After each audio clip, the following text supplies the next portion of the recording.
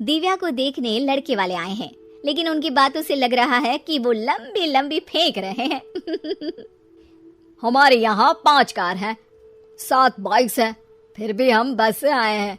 वो क्या है ना कि हमें दिखावे का बिल्कुल शौक नहीं है। बड़ा नेक ख्याल है बेटा। लेकिन खुद की गाड़ी में बैठना दिखावा थोड़ी ना होता है। अरे हम दिल्ली से आए हैं, वहाँ पोल्यूशन बहुत है ना, तो हम गाड़ी में नहीं निकलते हैं। हाँ, ये उससे भी बड़ा नेक ख्याल है बेटा। लेकिन अगर आपको पोल्यूशन की इतनी चिंता है तो घर में 5 कार और 7 बाइक क्यों रखी है? अरे इतने पैसे हैं, फुर्सत में क्या करेंगे, कुछ ना कुछ खरीद लेते हैं। अभी पिछले ही हफ्ते एक हेलीकॉप्टर खरीदने का सोच रहा था। तो क्यों नहीं खरीदा? अरे उसके पंखे हवा ज्यादा देते हैं, हमारी माँ को ठंड बहुत लगती है ना, अब बुजुर्गों का ध्यान रखना पड़ता है ना। अरे वाह वाह, ये तो बहुत बड़ा ऊंचा और नेक ख्याल है। हम कैसे मान ले कि ये लोग झूठ नहीं बोल रहे हैं? अरे हमारा परिवार झूठ नहीं बोलता। दिल्ली शहर में किसी से भी पूछ लीजिएगा, हमारे बेटे का बड़े लोगों में उठना बैठना है। हाँ। अरे छोटो चुप रह, इतने बड़े लोग हैं, झूठ क्यों बोलेंगे? हमारी फैक्ट्री है, और ऐसी फैक्ट्री कि यहाँ ग्राहक आया, इधर सामान बनाया जल्दी जल्दी, और हम हर काम ना जल्दी करते हैं। हाँ वही तो, तब जल्दी जल्दी अपनी बेटी का हाथ हमारे बेटे के हाथ में दे दीजिए। दिव्या के पिताजी दिव्या के भाई छोटू की एक भी बात न मानते हुए दिव्या की शादी दिल्ली के इस फेंकू परिवार में करवा देते हैं। जब दिव्या ससुराल पहुंचती है तब आपकी कार्स और बाइक्स कहाँ है? मुझे बाहर जाना था किसी काम से। कार और बाइक्स? कौन सी कार और बाइक्स? अरे जब आप मुझे देखने आए थे तो कहा था ना कि आपके यहाँ 5 कार्स हैं और 7 बाइक्स हैं। हाँ हाँ उस दिन थी, आज नहीं है। है? आज कहाँ गई? अरे जिनकी थी वो ले गए। मतलब वो आपकी नहीं थी? आपने तो कहा था हमारे घर पर है। हाँ घर पर थी, बाबूजी का एक पार्ट टाइम काम है कार और बाइक धोने का। उस दिन घर पे 5 कार और 7 बाइक्स थी तो बोल दिया था। अरे झूठ थोड़ी ना बोला है, जैसा था वैसा बोल दिया। और वो हेलीकॉप्टर खरीदने वाली बात, वो झूठ थी क्या?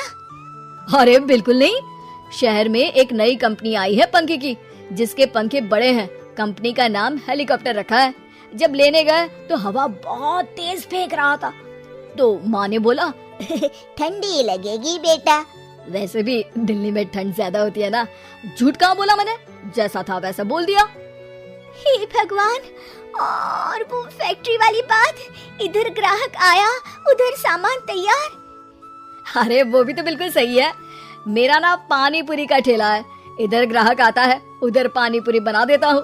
अरे झूठ कहाँ बोला, जैसा था वैसा बोल दिया। हे राम, मेरे तो कर्म फूट गए।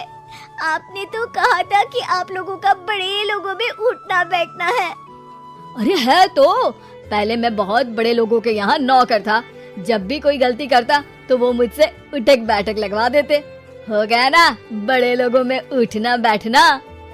दिव्या अपने साथ हुए धोखे पर रोने लगती है और ठान लेती है कि वो ससुराल वालों को लाइन पर लाकर ही रहेगी और उनकी ये झूठ बोलने वाली आदत छुड़वा कर रहेगी। आप लोग खाने में क्या लेंगे? करेला खा लूंगा।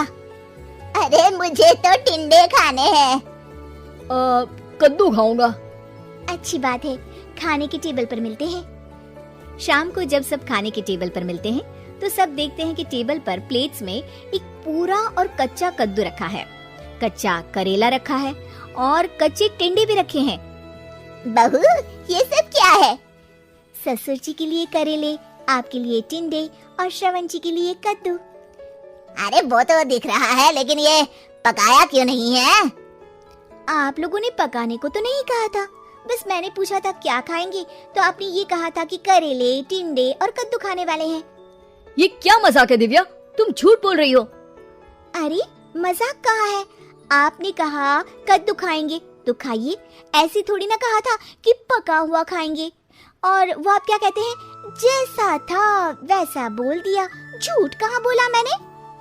दिव्या की बात सुनकर, समझकर सब शर्मिंदा हो जाते हैं और उन्हें अपने किए और झूठ बोलने की आदत पर पछतावा होता है। दिव्या समझदारी दिखाते हुए उन्हें सच के रास्ते पर चलने और किसी से मजाक में भी झूठ ना बोलने की सीख देती है और उनके काम में मदद करके उनके काम को और बड़ा बनाने में मदद करने लग जाती है।